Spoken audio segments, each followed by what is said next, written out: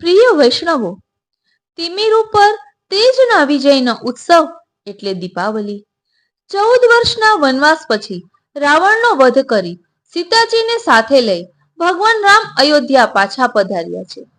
14 વર્ષ અયોધ્યાની રાજગાદી પર ભગવાનના ચરણ પાદુકા પધરાવી નગર બહાર એક ઝૂંપડી બાંધી રહેલા ભરત શત્રુઘ્ન પ્રભુના સ્વાગતની તૈયારીમાં પડ્યા છે. અયોધ્યા નગરી પોતાના પ્રભુનું સ્વાગત કરવા સોળે શણગાર સજીને શોભી રહી છે. ઘર ઘરમાં દીપમાલા પ્રગટી છે, તોરણો બંધાણા છે, ચોક પુરાયા છે, રાજમાર્ગો પર મંગલ કલશ, ધજા પતાકા રોપાયા છે. ભગવાનના પુનરાગમનનો આ શુભ દિન યુગોથી આખા દેશમાં પ્રકાશના મહોત્સવ તરીકે ઉજવાય છે. નંદરાયજી પણ વ્રજના અધિપતિ છે. નંદ ભવનમાં પણ આ ઉત્સવ ધામધૂમથી મનાવાય છે. એ જ ભાવનાથી આપણે પણ શ્રી ઠાકોરજી સાથે દીપાવલીનો ઉત્સવ મનાવીએ. સુરદાસજી કહે છે, સુર યહ ઉત્સવ અલૌકિક જાનો. કેમ? આ દિવસે ભગવાને નંદરાયજીને ગોવર્ધન પૂજાની તૈયારી કરતા જોઈને પૂછ્યું કે તમે કોની પૂજા કરો છો? શા માટે ઇન્દ્રની પૂજા કરી રહ્યા છો? ભગવાને સમજાવી મનાવી વ્રજવાસીઓનો અન્ય આશ્રય છોડાવ્યો છે. જુઓ, શ્રી ઠાકોરજીએ સામે ચાલીને અન્ય આશ્રય છોડાવીને પોતાની પૂજાનો ઉત્સવ શરૂ કર્યો છે.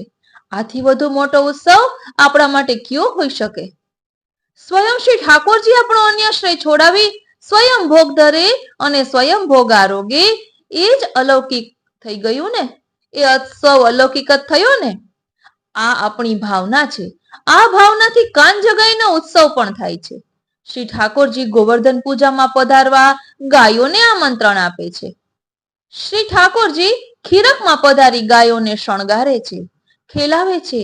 આપણે ત્યાં પુષ્ટિ માર્ગે હવેલીમાં ગોવાળિયા શણગારેલી ગાયોને પધરાવી ચોકમાં લાવે છે. ત્યાં એમની પૂજા થાય છે. કાન જગાઈનો ઉત્સવ છે. વ્રજમાં રાત્રે ગોવર્ધનની પરિક્રમા થાય છે. કહેવાય છે કે માનસી ગંગામાં ગંગાજી પધારે છે. માનસી ગંગામાં દીવા તરતા મૂકવામાં આવે છે. ઘાટ દીપમાલિકાથી ઝગમગી ઉઠે છે. શ્રી નંદરાયજી વૈશ્ય હતા. એ ભાવથી દીપદાન હટડીનો મનોરથ થાય છે. હટડી એટલે હાટ અથવા તો દુકાન. ભાવના એવી છે કે શ્રી કૃષ્ણ અને બલરામજી સૂકો મેવો, તેજાના, મોઠાઈ વગેરે લઈ દુકાન માંડીને બેસે છે. ગોપીજનો એમની પાસે ખરીદી કરવા આવે છે.